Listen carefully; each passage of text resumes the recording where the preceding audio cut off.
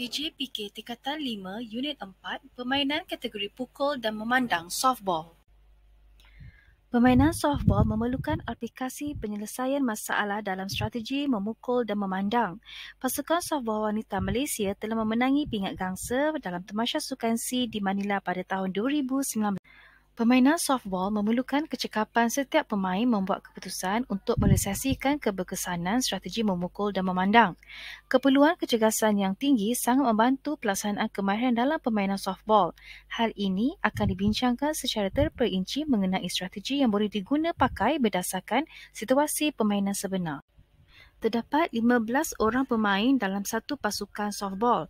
Hanya 9 orang pemain sahaja dibenarkan berada di dalam gelanggang, manakala 6 orang pemain merupakan pemain simpanan. Masa permainan ialah 1 jam 20 minit atau 7 inning. Akan tetapi, sekiranya terdapat permainan dimainkan sebanyak 7 inning dalam tempoh 1 jam, permainan akan dikira tamat. Permainan softball memerlukan beberapa strategi serangan dalam menggunakan kemahiran memukul, menampan dan larian tapak. Pukulan yang berkesan terhasil daripada hayunan bat yang kuat dan titik kontak mengenai bola softball dengan tepat. Strategi ini boleh dipelbagaikan bergantung kepada kekuatan dan kelemahan pasukan lawan.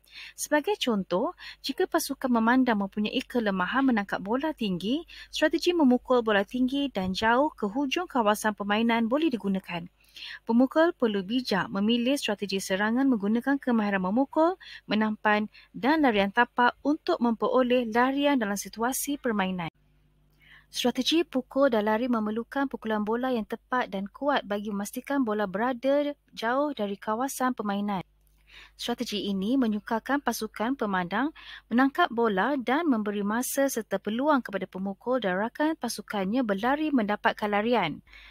Pelari di setiap tapak hanya perlu berlari ke arah tapak tanpa khawatir akan dimatikan oleh pasukan pemandang. Strategi ini sangat sesuai apabila pemain pasukan penyerang mempunyai pemain yang mampu melakukan pukulan tepat secara konsisten. Strategi menggunakan tampanan juga membantu mendapat larian jika pemain pasukan penyerang berada di setiap tapak. Menampan bola yang jatuh di hadapan pemukul menyukarkan pihak pemandang membalas pukulan. Strategi bertahan diperlukan bagi menghadapi pasukan lawan yang mempunyai pemukul dan pelari tapak yang bijak mengatur strategi untuk mendapatkan larian. Pasukan pemandang perlu jelas menentukan strategi yang sesuai dan mudah difahami oleh pasukan. Selain keupayaan pelempar atau pitcher mengawal lemparan kepada pemukul, strategi bertahan yang boleh digunakan bagi mematikan pasukan pemukul dan pelari tapak adalah dengan mencecah pelari, melempar bola kepada pelempar atau menangkap bola.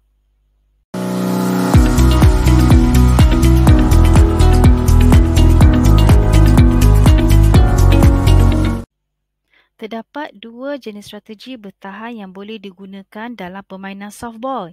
Yang pertama, strategi mencecah pelari. Strategi ini dilakukan dengan cara pemadang menangkap bola yang dipukul.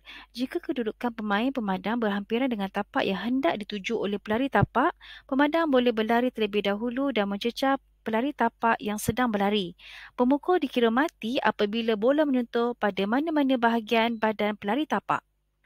Yang kedua iaitu strategi melempar dan menangkap bola. Strategi melempar bola adalah hampir sama dengan cara pemandang mematikan pasukan pemukul dan pelari tapak dengan cara mencecah. Perbezaannya ialah pemandang yang berjaya menangkap bola akan melemparkan bola ke arah pemukul yang sedang berlari ke tapak satu. Jika bola terkena pada mana-mana bahagian anggota badan pemukul sebelum sempat mijak tapak, pemukul tersebut dikira mati. Strategi ini selalu digunakan dalam permainan apabila pemukul memukul bola tinggi. Bola yang melayang tinggi atau fly ball akan cuba ditangkap oleh pemadang sebelum bola tersebut jatuh ke tanah. Teknik ini memerlukan pemadang berlari ke arah bola yang dipukul dan berada di bawah bola untuk menangkap bola tersebut. Teknik ini juga memerlukan kemahiran menangkap bola yang baik oleh pemadang. Berikut adalah kawalan zon bagi posisi dalam atau deep position. Kedudukan pemadang dalam posisi ini adalah hampir memenuhi semua kawasan permainan terutamanya di bahagian hujung kawasan permainan. Pasukan pemadang menggunakan posisi ini apabila mereka mengetahui pemukul mempunyai kemahiran memukul bola dengan kuat dan jauh. Pukulan bola dengan kuat dan jauh selalunya dilakukan oleh pemukul terakhir yang memerlukan satu larian lengkap untuk pasukan apabila rakan sepasukan pemukul telah tersingkir dalam permainan. Berikut adalah kawalan zon bagi posisi tertutup atau close position. Strategi memandang secara close position digunakan apabila pemandang menjangkakan pukulan pemukul adalah tidak terlalu kuat atau jauh. Strategi ini selalunya digunakan oleh pemukul yang menggunakan teknik pukulan menampan bola bagi memastikan pelari tapak di tapak 3 dapat berlari ke tapak terakhir untuk mendapatkan satu larian kepada pasukan.